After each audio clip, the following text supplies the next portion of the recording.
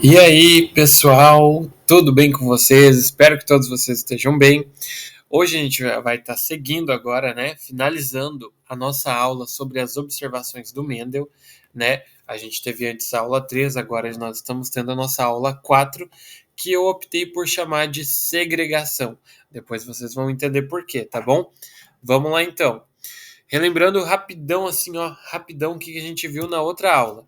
A gente viu, então, que o Mendel escolheu 7 características para analisar, né? A forma da semente, a cor da semente, a cor da flor, várias características, e para cada uma delas ele fez cruzamentos, né?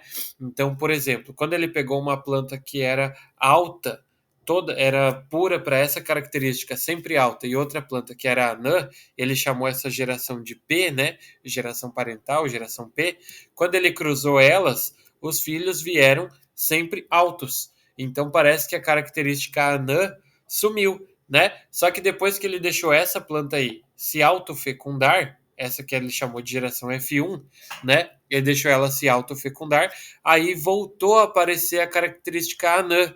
Lembram disso? Então, quando voltou a aparecer a característica anã, ele percebeu então que na geração F1 não é que ela tinha desaparecido. Se ela tivesse desaparecido, não ia voltar nos filhos, mas ela ficou em recesso.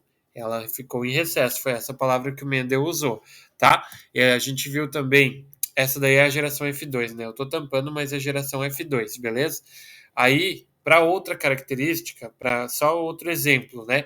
Quando ele foi analisar a cor da semente, uma planta dava sempre ervilha amarela, então a planta era pura para a cor amarela na ervilha, e a outra era sempre ervilha verde. Quando ele cruzou as duas, o resultado foi filhos com ervilha amarela, somente. É como se o verde tivesse sumido na geração F1, né?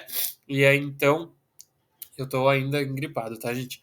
Então, quando ele deixou essa geração F1 se autofecundar, aí voltou a aparecer o verde.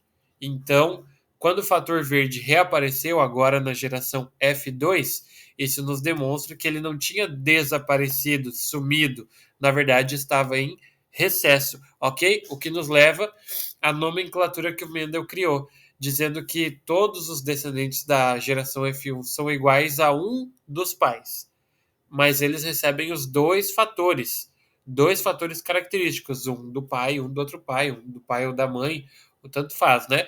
Mas eles recebem os dois, só que apenas um se manifesta, sendo esse o fator dominante, enquanto o outro fica em recesso, sendo esse o fator recessivo. Beleza? Tá aqui, ó. Fator que se manifesta dominante, o que não se manifesta é recessivo. Beleza?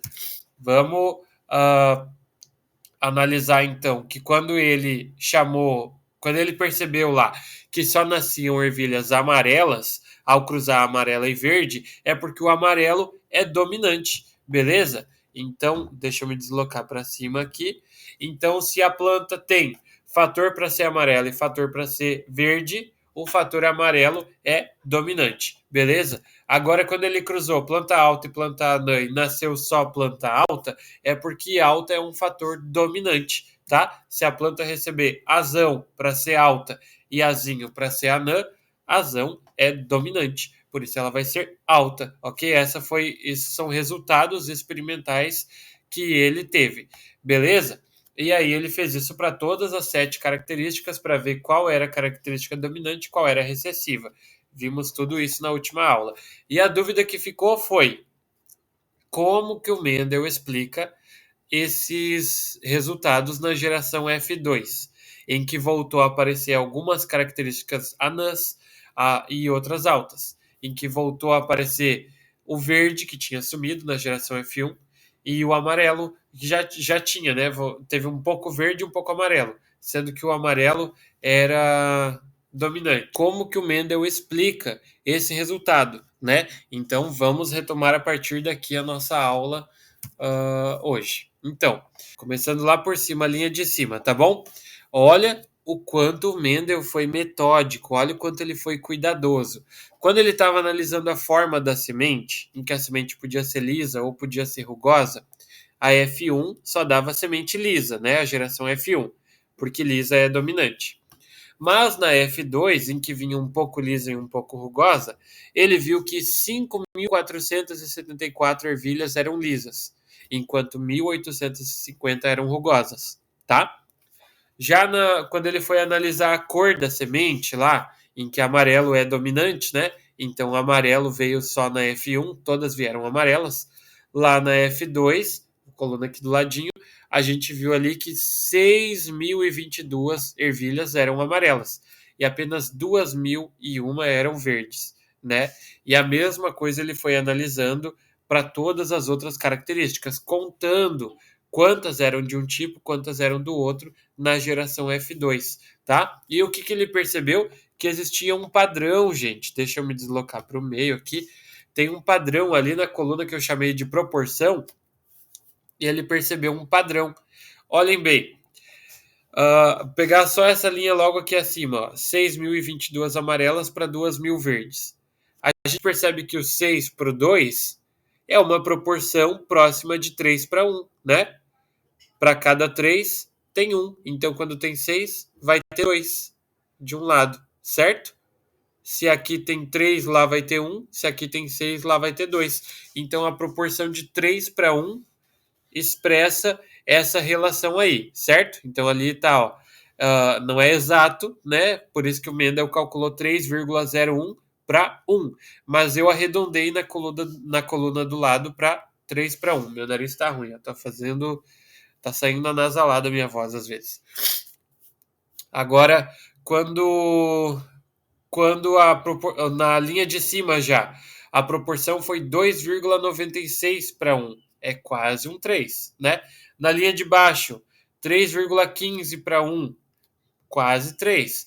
2,95, 2,82. Olhem esse padrão. É muito próximo de 3 para 1 a proporção, certo? Então, existia nas descendências de plantas existia uma proporção de 3 para 1. Mendel percebeu que para cada ervilha demonstrando o traço recessivo, tem 3 ervilhas com o traço dominante se manifestando, proporção de 3 para 1. Mais uma coisa para o Mendel explicar. E a gente vai ver hoje como que ele explicou isso, beleza? Então, a explicação proposta pelo Mendel foi a seguinte: os fatores, que sempre são dois em cada indivíduo, né? Um de cada genitor, lembram? Sempre vem dois. Um vem do pai, um vem da mãe, né? Lembram lá, tinha um fator para a planta ser alta, um fator para a planta ser anã. Vem dois, tá? Esses dois se separam na formação dos gametas. Só isso. É só essa a explicação dele. Mas como assim? Como que se explica? Parece uma coisa tão simples para explicar um negócio tão complexo, aquela proporção, né? Então vamos analisar de novo aquele experimento. Ó, se ele pegou uma planta alta e uma planta anã, cruzou as duas, gerando essa geração F1 aí. Essa daí tem os dois fatores, um para ser alta e um para ser anã, beleza? Só que o fator para ela ser alta é dominante, por isso que ela veio alta, né? Então eu coloquei ali uma célula vegetal para a gente imaginar que todas as células dela têm os dois fatores lá no núcleo.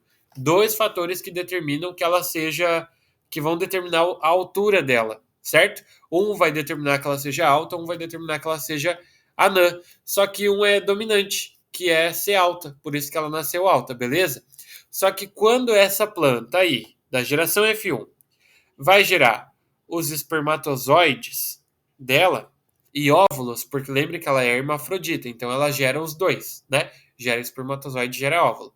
Quando ela gerar espermatozoide, vai vir só um azão para ser alta. Lembrem que azão é para ser planta alta e azinho é para ser a planta anã, né?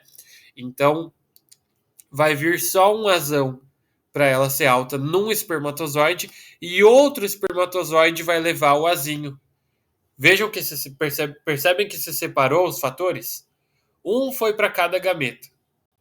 A mesma coisa para os óvulos. Um óvulo vai receber o azão e outro óvulo vai receber o azinho, certo? Então, essa é a explicação do Mendel. Isso, por enquanto, parece que não explica nada, tá? Mas vamos construindo o raciocínio, né? O Mendel disse isso, que os fatores são sempre em dois no nosso corpo, no corpo das plantas ali que ele estava analisando, mas eles se separam na formação dos gametas. Então, quando aquela planta foi formar espermatozoide e óvulo, o parzinho de fatores se separa, vai um para cada gameta, tá? Vamos agora imaginar como vai ser esse resultado aqui, ó. Imaginem que agora, em vez de falar só em ser alto ou anã, eu estou falando na cor também, tá? Lá o primeiro espermatozoide com amarelo é porque o amarelo é a cor dominante, por isso eu coloquei ele na letra maiúscula. Então vamos imaginar que onde tem letra maiúscula, a zão é dominante. Então aquele amarelo lá determina que a planta vai ser amarela, porque o amarelo é dominante. Enquanto o outro espermatozoide com azinho é o verde, porque o verde é recessivo, tá? Então azinho onde é recessivo. Mesma coisa no óvulo. Se ser amarelo é dominante, então eu botei amarelo no azão. Assim como ser alta é dominante, azão também. E aqui no verde é porque ser verde é recessivo, né? Então coloquei o verde no azinho. Assim como ser anã, a planta ser anã também é recessivo. Agora, vamos imaginar essa situação. A planta não gera só 4, né? Ela pode gerar vários espermatozoides, só que metade vai ter azão e metade vai ter azinho. A planta vai gerar vários óvulos, só que metade vai ter azão e metade vai ter azinho, tá? Porque eles se separam, ok? Eles se segregam. A palavra que o Mendel usou foi segregam, beleza? Então esses fatores se separam, ok? Então agora, olhem que legal, gente. Olhem que legal isso, tá? Separei, tá? Só existem 4 opções possíveis de fecundação com esse jogo de fatores aí. Somente 4 fecundações são possíveis aí. Ah, mas tem 8 elementos aí para fecundar. Sim, mas só vai ter 4 tipos de fecundação. Lembrando que fecundação é o espermatozoide entrar no óvulo, né? Aí vai gerar um indivíduo novo. Beleza? Então vamos imaginar agora. Primeira opção. Vamos imaginar que um espermatozoide com azão vai encontrar um óvulo com azão também, tá? Então vai ser azão, azão, beleza? Vai formar então aí, né, um indivíduo que vai ser azão, azão, amarelo, amarelo, beleza? Essa é uma opção de fecundação. Pode ocorrer também uma outra opção aí, em que a gente vai ter um espermatozoide azão encontrando um óvulo azinho, né? Um amarelo encontrando um verde, gerando então outra opção de fecundação em que a gente vai ter azão, azinho, dessa vez amarelo e verde. Mas pode ocorrer também que aquele espermatozoide que tem azinho encontrar um óvulo com azão, tá? Se atentem nas cores para não ficar confuso, né? Agora a gente está falando do espermatozoide com azinho, verde, encontrar um óvulo com azão. Pode ocorrer. Isso vai gerar uma outra fecundação em que a gente vai ter azinho, azão. Diferente da do lado ali, em que a gente tinha azão, azinho, só que o azão era do espermatozoide, né? Aqui a gente tem azinho, azão e o espermatozoide está com azinho, né? Beleza? Seguindo. Pode ocorrer agora, por último, só tem mais 2 elementos aí, né? Aquele espermatozoide lá, azinho, encontrar um outro óvulo que também é azinho.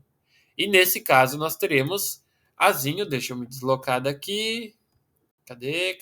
Ai, meu Deus, sumiu a opção. Aí, ó. Então agora ali a última opção nós temos azinho, azinho, beleza? É a outra opção de fecundação. Agora a pergunta que eu faço é a seguinte, gente.